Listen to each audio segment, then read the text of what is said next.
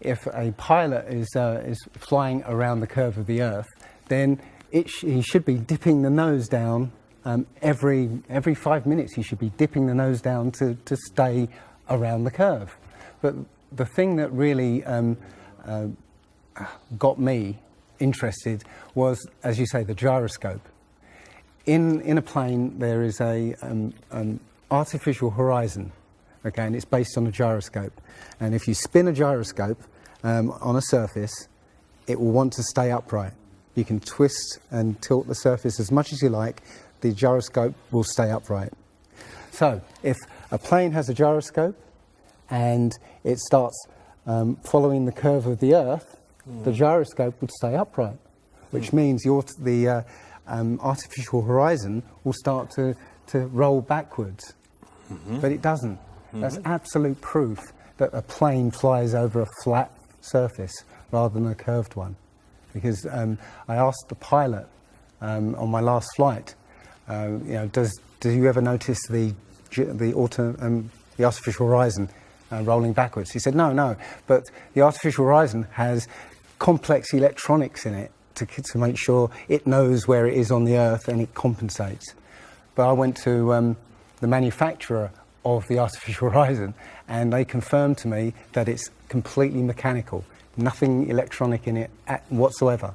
So it's literally just a gyroscope that can freely move.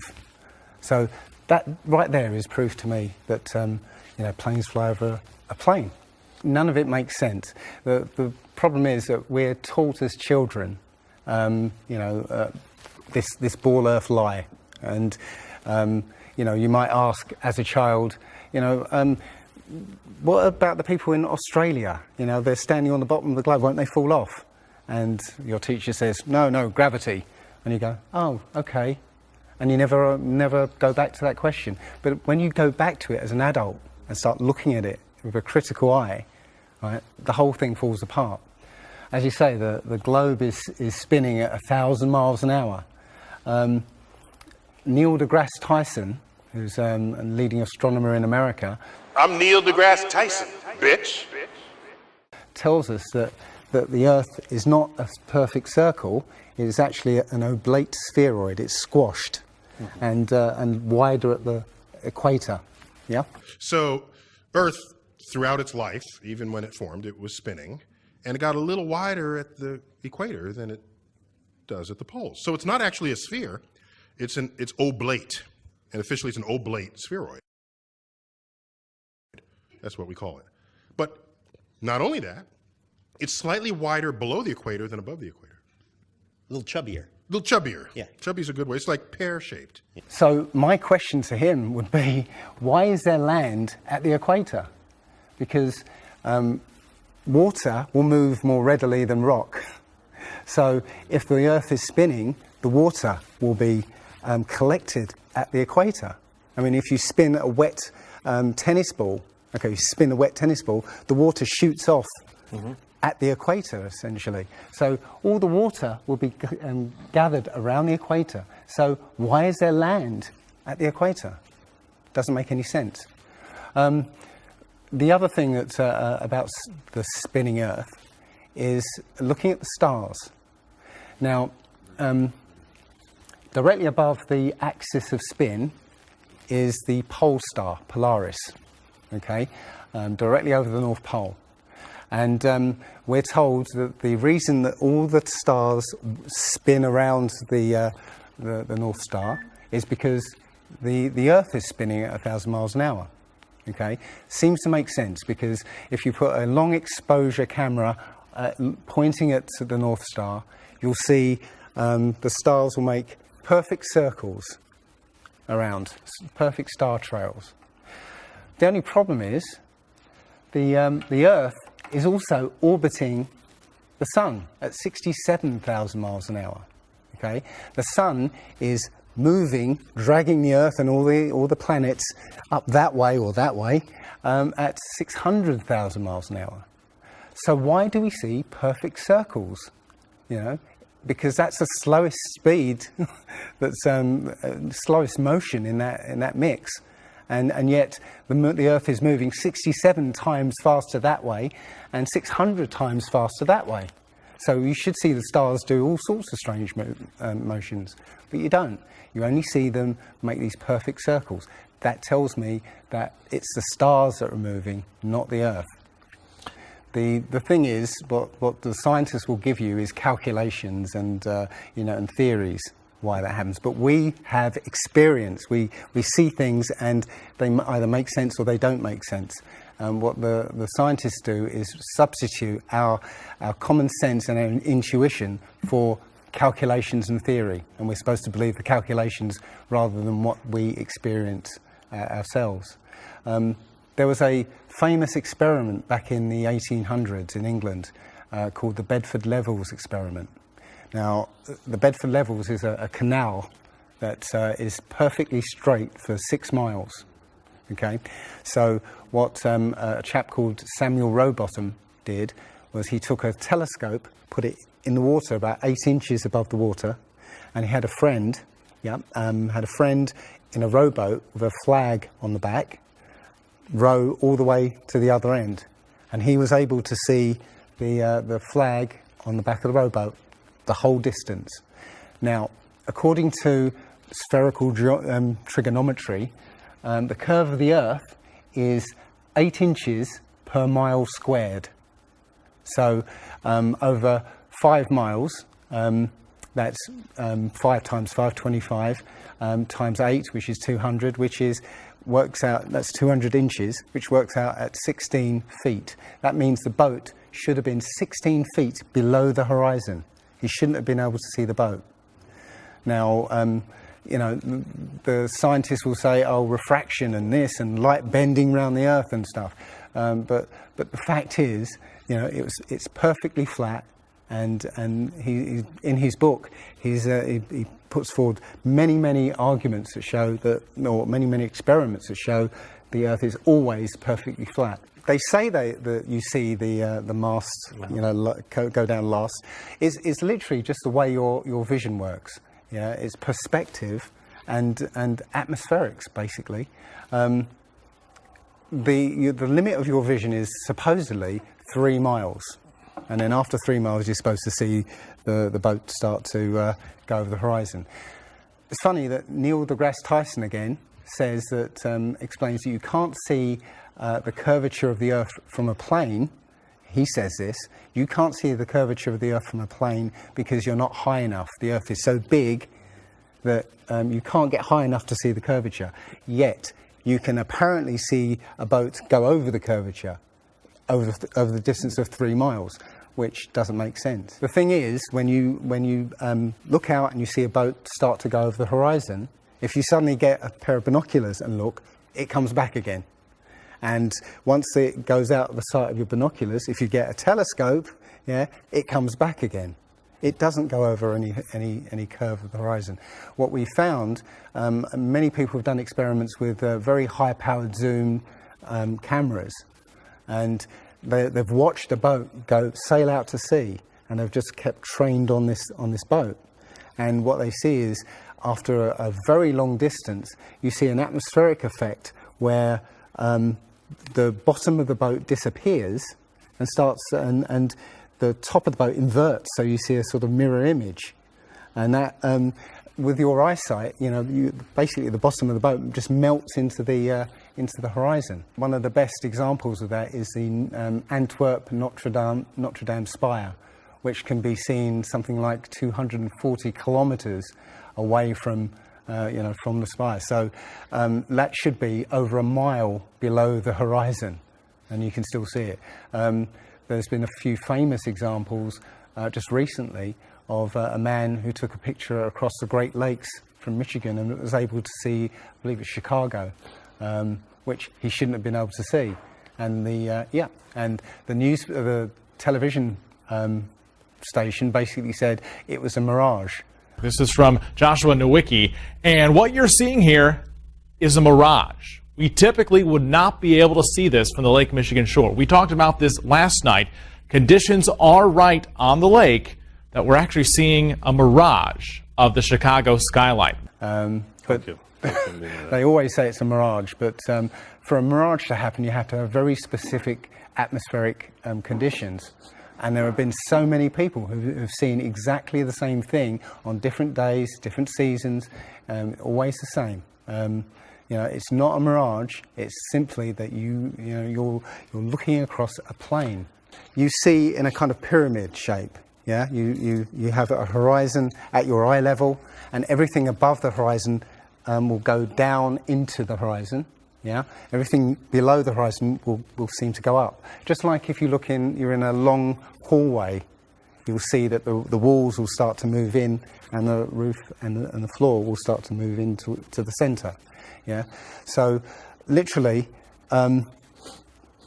between you and the object you're looking at, there's all sorts of things, sort of like waves going up and down, and while you can't see them, if they're beyond the limit of your sight, sometimes they can still obscure what you're looking at.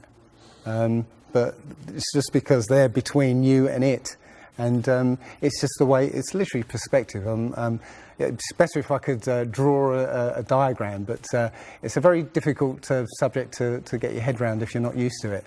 But it is perspective. One sort of other proof is there's a place in Bolivia called Salar de Uyuni, which is a salt flat. It's literally 100 miles wide one way and 80 miles across. And it's perfectly flat. And when it rains, literally you get an inch of water, and it looks like a perfect mirror. Now, how does that happen on a sphere? Yeah, it shows you that, if you're one end of this salt flat, you can see perfectly clearly the other end 100 miles away. So it's just showing you that the Earth is flat, and without the effect of the waves in the sea, you'll be able to see a whole lot further.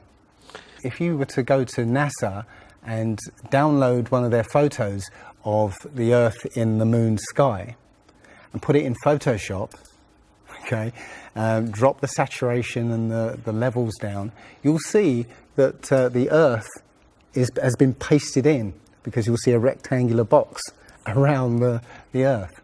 It's all fraud, it's all fake. Pretty much everything NASA puts out is fraudulent. There are no images of Earth from space.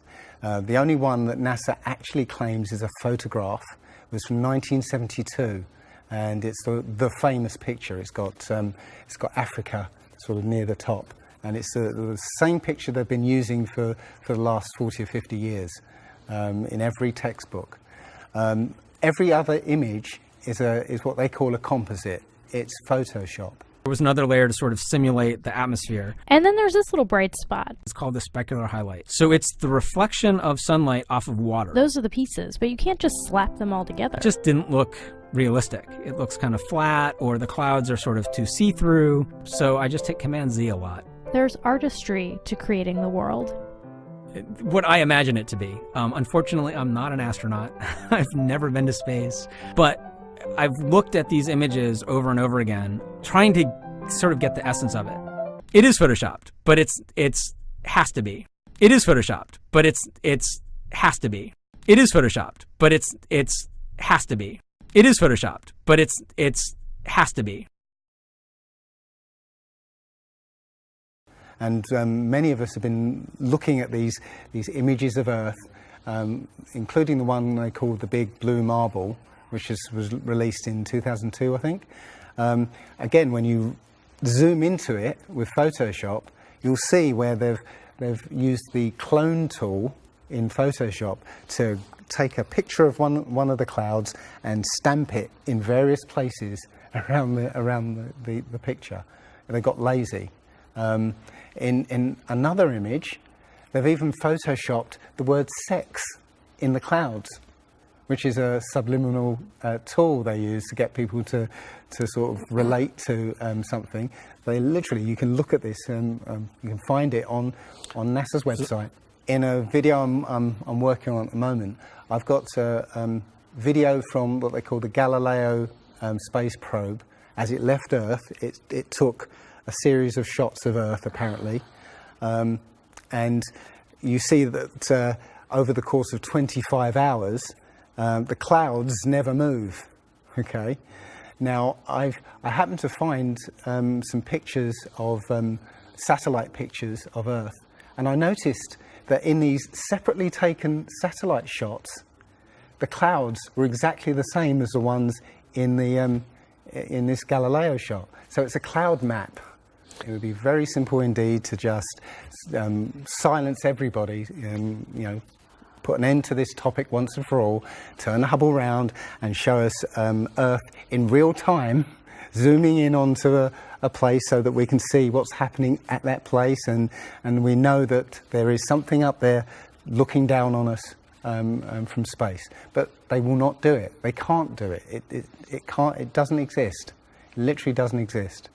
When you go onto the plane tracking software, you'll see hundreds and hundreds of flights over the northern hemisphere, and you can track those flights from beginning to end. When you look at any flight in the southern hemisphere, what you'll find is the flight takes off and disappears off the tracking, usually about an hour after takeoff, and then later on will reappear an hour before landing. Now, there's no explanation for it. I mean, the point is that distances are very different, and distances and flight plans are very different on the flat Earth than they are on the ball. And when you look at flights in the southern hemisphere, they make some really crazy, sort of deviations. So, for instance, if we look on here, let's say a flight from Cape Town over here to Australia, say Sydney in Australia, they will take you to Dubai first, somewhere around here, yes. Just recently there was a case of a woman who was pregnant on a flight, and she was her waters broke on the flight. And I think it was from the Philippines to Los Angeles. Mm-hmm. And again, if you look on this map, you're from around here somewhere to here. Okay. Now they were flying across, and literally her waters broke, and they had to divert. They had to land. So instead of either going back to the Philippines or going on to Los Angeles, they landed in Alaska. Which again, if you look on the flat map, it's again a straight path. Santiago, Chile to Australia, mm-hmm. right? Will usually stop in Los Angeles. Again, you can see on the flat map that it's again a straight path. It all seems to make sense, and if the only thing that would sort of confirm it or disprove it would be GPS. But hey ho, GPS doesn't work in the southern hemisphere. This is an issue because there have been a few people who said they've taken flights that have taken only 14 hours, and they're direct flights from Australia to South America. Now, somebody has actually redrawn the flat map to take into account these the distances, and apparently the distances work out. I haven't seen the map myself, but I should be looking further into it. But yes, up until these people came forward, and again, I haven't seen any real evidence that they have taken these flights. They told me they've taken these flights, but who knows? They can actually advertise a flight that's direct. They can price it out of the range of most people to take, and then if anybody does take it, they could cancel it. I don't think any flights actually fly directly over the North Pole at all. I think they skirt the North Pole, mm-hmm. but I don't think they fly directly over the actual pole. So mm-hmm. I don't know if it's to do with magnetics. The only thing I do know is that nothing flies over the South Pole, because again, on a flat map, the South Pole, the continent of Antarctica is the ring around the Earth. So you can't fly over the ring and get anywhere. That's why we're not allowed to go there. I mean, think about it. It's the only treaty that's all these countries have signed and never broken and completely agreed on. It's the only one. And, what treaty is there that everybody's agreed on? We're being kept away from it for a reason. They have some scientific bases there, and literally it's controlled by the military. If you try and go there by yourself, you will be sort of picked up and escorted back. There was a guy called Jarls Anderhoy who tried to take a mission to the Antarctica, and he was picked up and taken back by the military. It's a good reason, because they don't want you finding out what's beyond. Admiral Byrd he actually did four expeditions, and most of them were military expeditions with huge military groups. Thousands of people, planes, boats, the works. And yes, he confirms in an interview that he discovered a continent as big as the continental United States out there, that was with warm water lakes and mountains and everything, that was completely uninhabited. And he described it as the other side of the South Pole to Middle America. So on the globe, that means it would be somewhere in the Indian Ocean. There's a huge continent that nobody knows about. So yeah, there's more going on than meets the eye. The other thing is, after Admiral Byrd came back after his last expedition, Antarctica was sealed off, and both America and the Russians started firing nuclear missiles straight up. Now, in America, that was called Project Operation Fishbowl, and it came under something called Project Dominic.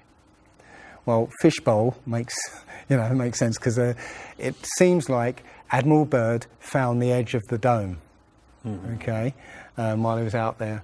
And as soon as he left there, they started firing missiles straight up, I believe, to try and test how far that dome went. If you look at the footage of these explosions, what you'll see is an explosion. Well, when a bomb goes off in midair, it's a fireball. It expands in all directions and mostly up. Okay. Now, if you look at these explosions on Operation Fishbowl, they explode outwards in a ring, which means it's exploding against something, because it can't rise with the heat. So it's exploding against something and exploding outwards. Okay, and the middle of the explosion, you'll see it glows, hot, and then it cools over time. So it looks to me like they were exploding against a dome.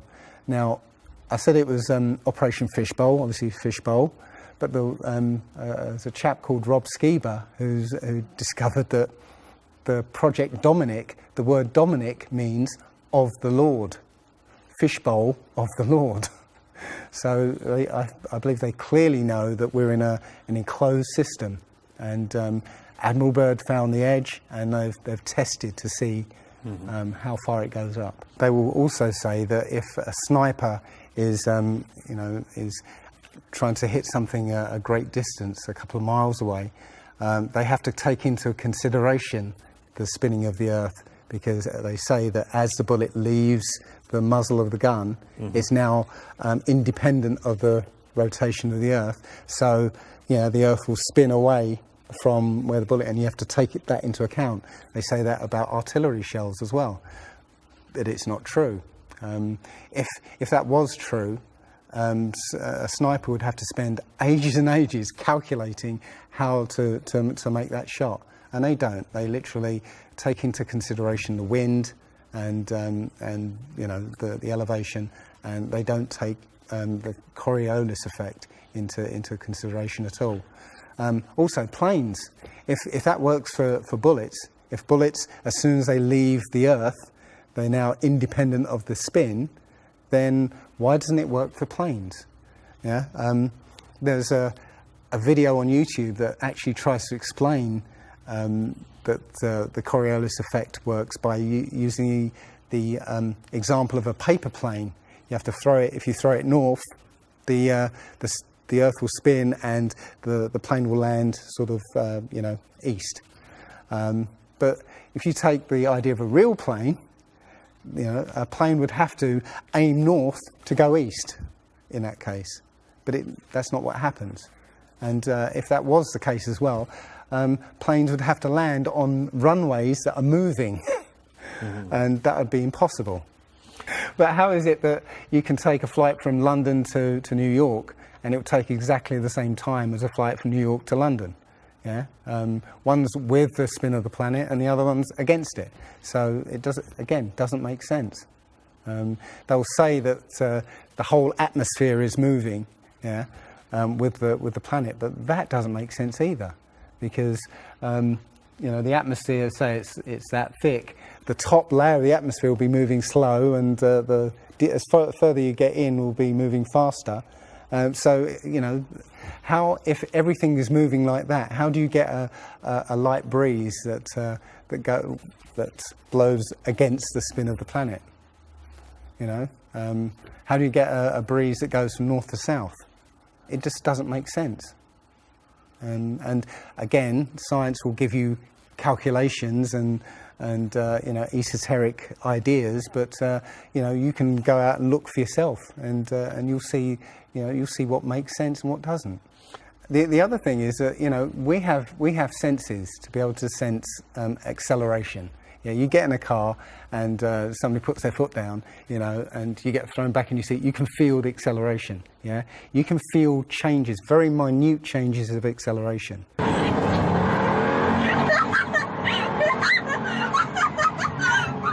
Yeah. So how is it that if you live up here in Macedonia, yeah, which is spinning at maybe 700 miles an hour, yeah, because the speed it's spinning is slower than this speed. So if you took a flight down to Africa, yeah, on the equator, why don't you feel the change in acceleration? Yeah, so why don't you feel the change in acceleration? You have these senses that will register the slightest change.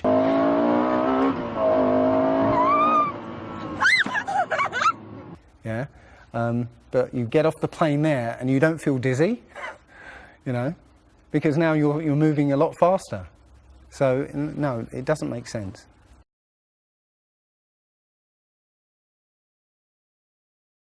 Well, you saw from his balloon when he stepped out on the platform, the curvature of the Earth.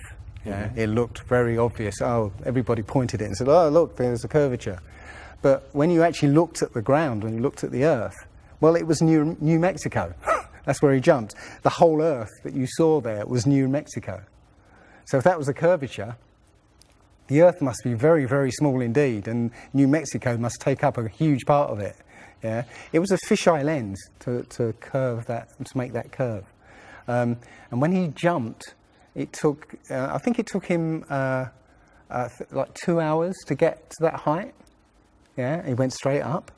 In that 2 hours, the Earth should have rotated away quite a distance, but I think he only landed something like 70 kilometers away from where he sort of went up in the first place, and that can be attributed to the wind. So no, I mean that there's no proof whatsoever.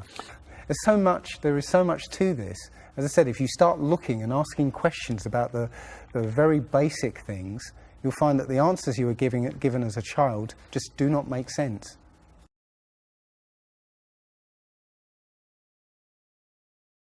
So the idea there is that it must be a globe, because the sun, if the sun's here, then it's got to be dark on the other side. Well, the thing about the sun is that we're told it's 93 million miles away. It's not. It's actually something around 3,000 miles away, and about 34 miles across. That might sound really crazy, but if you look at look out on a day that's got broken cloud, you'll see that the sun rays will come out at an angle. Most people have seen this. The rays come down at angles.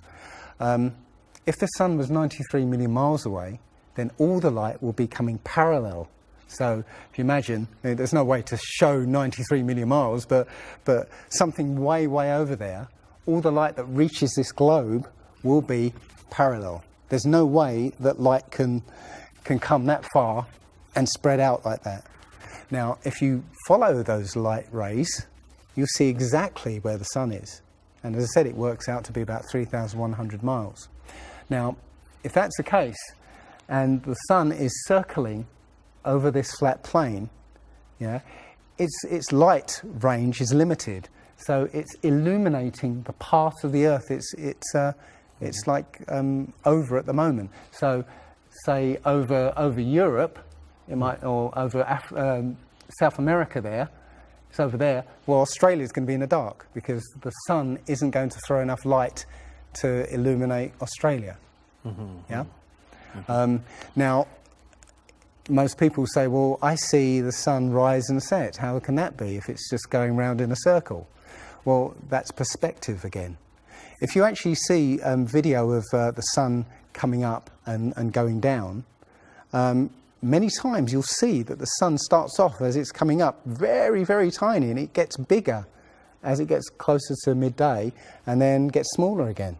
It's literally that effect of perspective, you know, with something's above you, like the ceiling in a hallway, yeah, as it goes further away, it will seem to sink down towards the horizon until it disappears beyond the limit of your sight. And that's all you're seeing. You're seeing literally the sun circling overhead, but seeming to set.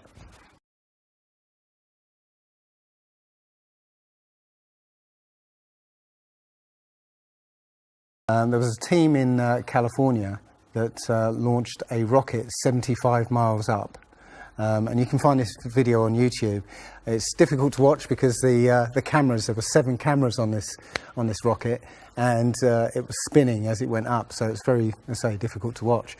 But this chap, Refi, studied this video meticulously, looking for some kind of mistake or some kind of evidence, and he realized that he could see the moon. So he went online to a website called timeanddate.com, where it will show you graphically where the moon and sun is at any time on any day. And he did a bit of detective work to find out exactly when the rocket was fired, and found that the moon should have been on the other side of the planet, over Australia. Now, the rocket was 75 miles up and it could see the moon, but anybody down on the ground wouldn't be able to see it. But the point is that if the moon was over Australia, on the other side of it would be on the other side of the planet, which is, okay, there. So down there on the other side of the planet, and the rocket went up here. So there's no way that rocket should have been able to see the moon on the other side of the planet.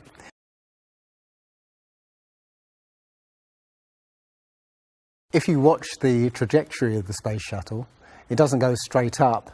It always goes in a curve and out to sea.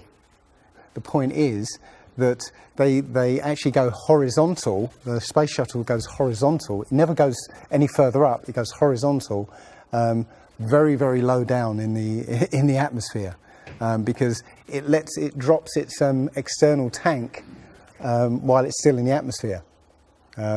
So, you know, it's still in the atmosphere while it's horizontal, so it never gets any higher, and it goes out of sight, not because it goes too high, because it goes too far downrange. And it seems that nobody's ever on the space shuttle, and the proof of that is the Challenger disaster. In, I believe it's 1986, the Challenger exploded just after takeoff and killed 7 astronauts. But it turns out that 6 of the astronauts are still alive, and most of them are using their original names. And you can find pictures of them. They're using the same names, and they're doing ordinary jobs now. Teachers, lecturers, lawyers, whatever, but they're still alive. I think it's a mock-up. I think it's an empty shell and literally just dishes in the sea, out of sight. And they have a plane that's mocked up to look like a space shuttle, and you can see whenever the space shuttle lands, you can hear it. It's a loud jet engine. You watch any video of the space shuttle landing, you can tell it's a jet engine.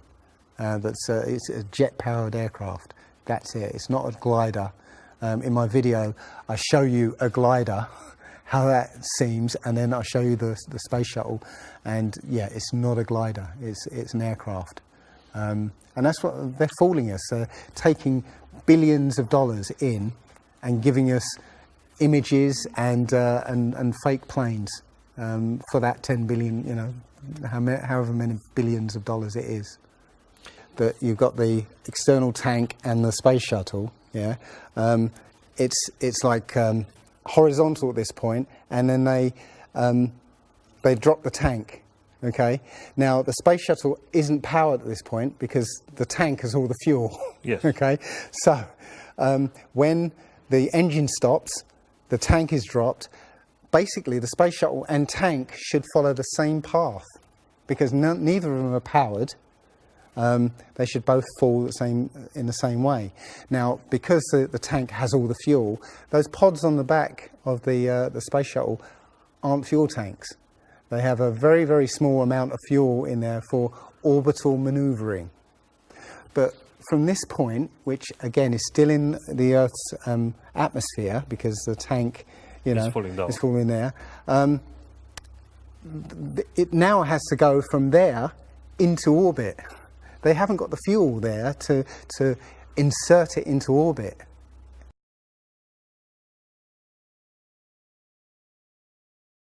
Disney and NASA have worked very closely together. Disney worked with NASA on the moon project. Yeah, they made it. They filmed it so that it would be entertaining for the masses. Yeah, and they're still working with NASA. I absolutely believe that Stanley Kubrick, you know, filmed the moon landing. He left a few clues just to say, so that, you know, like Michelangelo. Yeah, so that we eventually would know that this was his work. Yeah, I did this.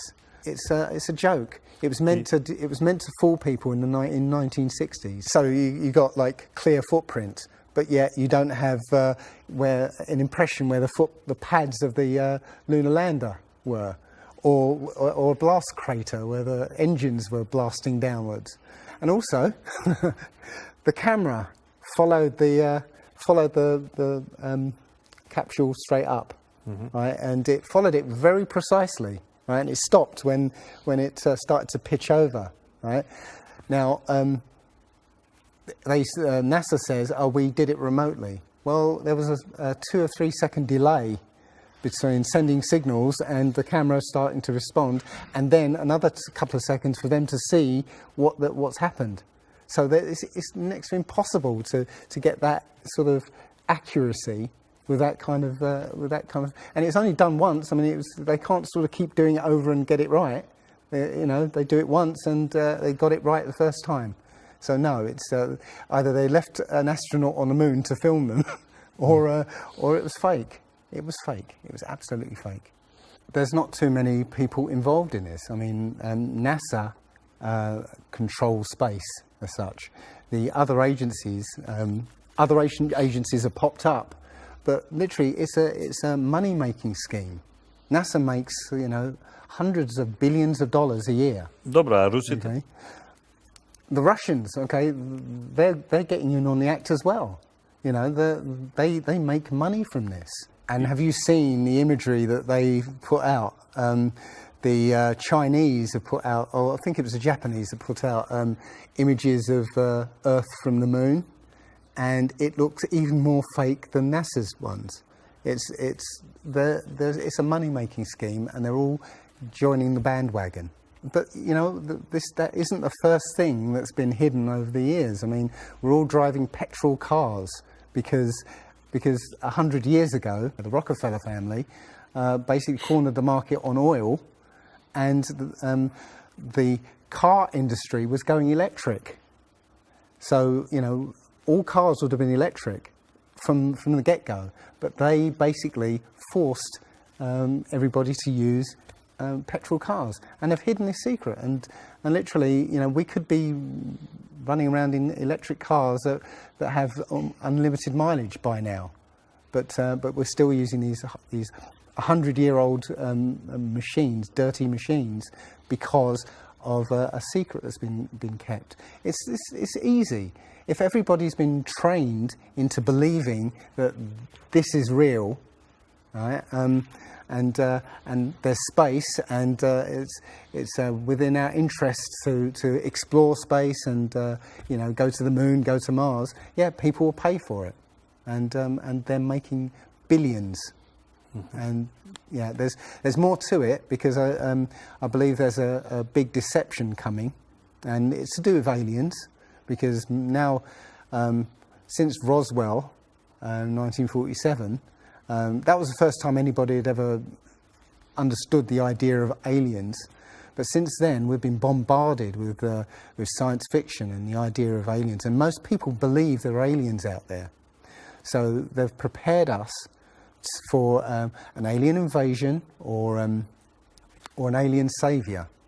And I think the flat Earth came along at the right moment to educate people, to make people believe or understand that we've been lied to. And if you know, as I know in my heart now, that is real and this isn't, I will not be fooled by aliens coming, because there are no aliens. There's no space. Yeah, it's all fantasy by Disney and NASA.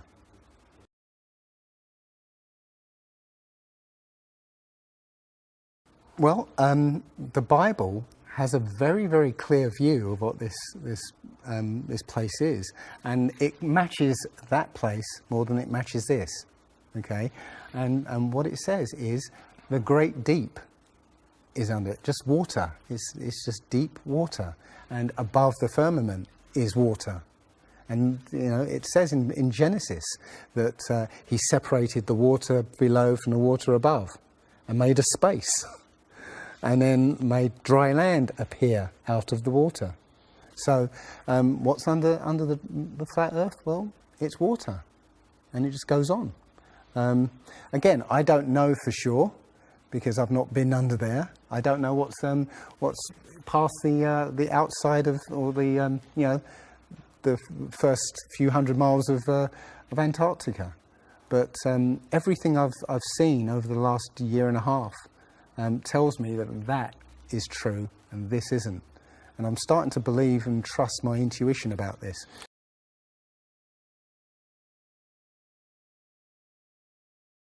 Nobody has actually really gone all the way across Antarctica. Yeah. Now, there are millionaires out there who could, you know, assemble the resources to make an expedition and completely, you know, go across and chart Antarctica and make a name for themselves, being the first person to do that. Yeah, but nobody ever does. One thing I was going to say, which is slightly totally off topic, but the topic I really want to go to is that people, ordinary people, have become scientists through this. Okay. You know, the science community is ignoring a lot of the things that we're looking at. And so normal people are going out and doing experiments. And one of the experiments has turned up an amazing fact that we've not been told.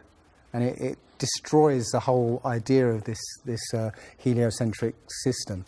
And that is the moon.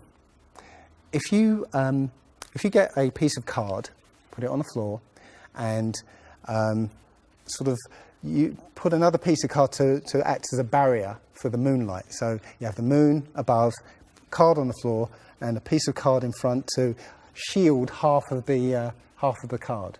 Yeah. Now, a lot of people have these laser thermometers. Now, you can actually measure the temperature of the moonlight next to the temperature of the shade of the moonlight and you'll find the moonlight is colder than the shade, the opposite from the sun. So the moon is throwing out its own light, and that light is the opposite from the sun. Now, that tells you that it's not reflecting the sun's light. It's producing its own, and its light is different from the sun's. So, you know, the scientific community have not told us this, yeah, because they won't tell us this because it destroys this idea that the sun is, you know, is lighting up the moon.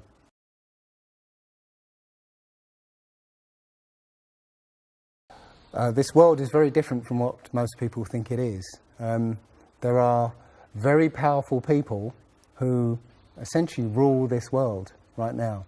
And the ordinary person is a slave in this world. And slaves aren't educated. You know, they're taught what they need to, or, you know, they need to know. That's it. They're not taught truth. They're taught what they need to know. And so you're taught enough so that you can, you know, do the paperwork and operate the machinery, but you're not meant to know what's really going on, because that's the power they have over us. They know what's going on, you know, how this world works. We don't, so they can control us. One of the things about slavery is the slaves weren't freed. They were never freed. When the 14th Amendment or 13th Amendment, I can't remember which one, actually made everybody a slave. If you're a citizen of a country, you're a slave. That's what a citizen is. So they literally extended the slavery to everybody and made it an open prison, and that's where everybody in the world lives now. We're slaves to very powerful masters. We don't see bars. No. Yeah? The bars are the borders of the country. Right? You have to use a pass to get out, and they'll let you out if you show them your pass. Yeah, and sometimes they won't let you out. You know, as I was coming here, I was lining up to go on the plane, and somebody in front of me was told, "No, you can't fly. They found something in your bag, so you can't fly today." So, you know, we have, as I said, we have natural rights to travel anywhere on this earth. We were born on this earth. We have the right to travel anywhere. But our masters have kept us in small, open prisons that you need to get permission to move around.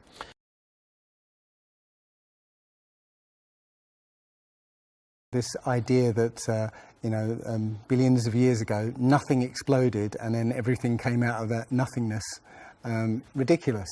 But they try to make you believe that the idea that a supreme being, a creator, created this is ridiculous compared to that idea. I mean, if you look at it objectively, I would lean towards a creator because, there's so much that points to, the fingerprint of a creator. But it's no less ridiculous than nothing exploding and becoming something. In my opinion, the Big Bang theory and the theory of evolution and the ball Earth theory are all interlinked, and they're all there to make us feel as though we're insignificant. We're small, tiny, miniature, unimportant pieces of slime crawling around on a speck of dust in an infinite universe. If that's true, and there's no purpose, there's no meaning to anything, then our owners can do whatever they want with us. Then, this is all accidental, so food can be genetically modified because it's imperfect. We can be modified because we're imperfect. If we realize that this is the universe, and complete universe. Yes, this system is is everything. Everything that NASA has put out is CGI, is fake. Okay, You know, people say, I think you mentioned it, you know, if you look out into the universe, you see that the moon is round, you know, spherical, and the planets are spherical, and so why are we flat? Well, how do you know that the planets and the stars are spherical? You know, all you get is, if you look for a telescope, you see a flat disk. If you think you see a spherical shape there, well, it needs two eyes to resolve 3D. If you're looking for a telescope, you can't see anything in 3D. It's going to be flat anyway. So all you see is a flat blob of light. It's only NASA that's given you these beautiful pictures of so-called planets and stars. Yeah. So it's a fallacy to say, well, everything else out there is spherical, so we must be. You know, how this is special. You know, so why? It's like saying a basketball is round, so why isn't the court round? You know, it's a fallacy. So this idea of a ball Earth, theory of evolution, the Big Bang, is all about making us feel nothing, so that we can be used. If everybody realised how special we all are, how unique every single life is, then this whole world would change overnight. We wouldn't allow ourselves to be used by this cabal. We wouldn't allow this planet to be destroyed, because they're destroying it because, oh, it's just an accidental planet, one of millions. We've found other Earths, you know. Eventually, if this one gets too messed up, we'll go to another one. No, this is it. So if we all realise that, then we wouldn't allow all these things that are going on. It's all about control. There are a small group of people who want to control the world, and because there's so many of us out there, you know, they can't control us directly. They can't, you know, this small group of people can't, you know, come round to all of us and control us directly. So they must use our own minds, our own hearts and minds against ourselves. And this is what they've done. They've educated us into this world, into this globe spinning, you know, heliocentric Big Bang evolution world, which makes us nothing.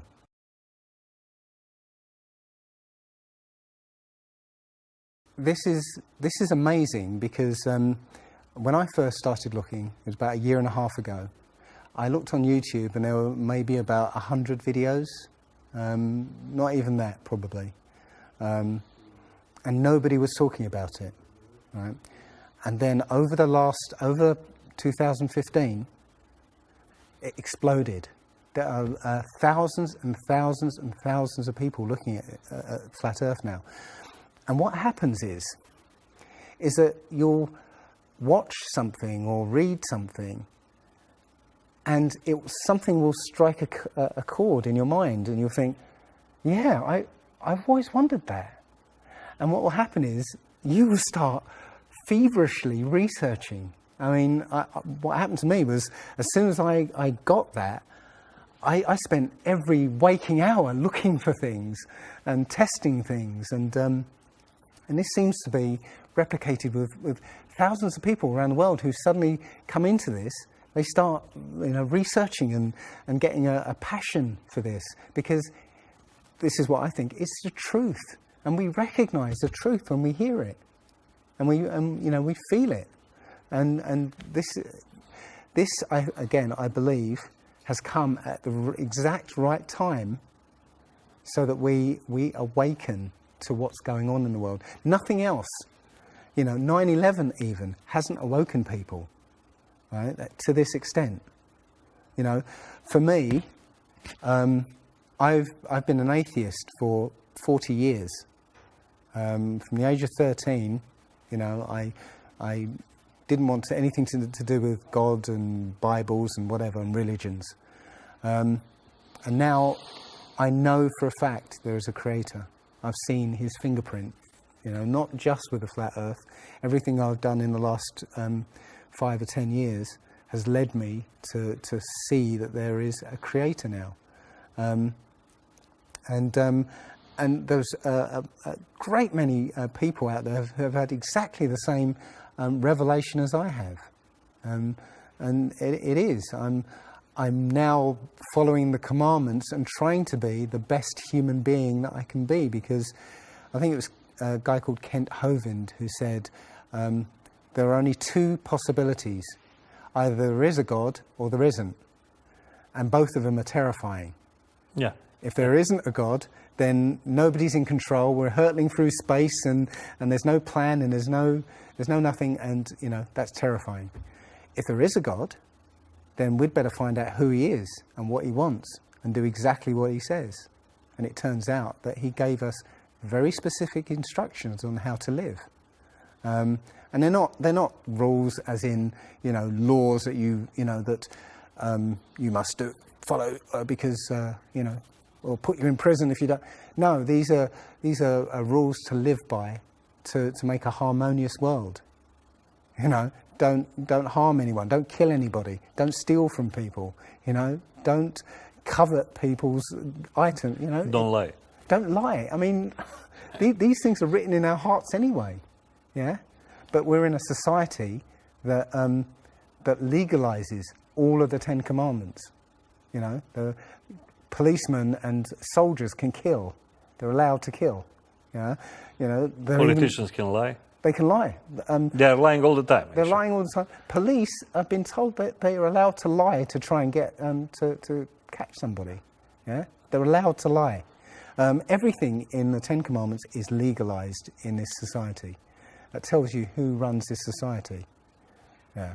So yeah, this is a profound movement. I don't like using the word movement, but it's a profound shift in consciousness for people, because unlike any other topic that's come out in the last few years, this one has made people realise that they've been lied to.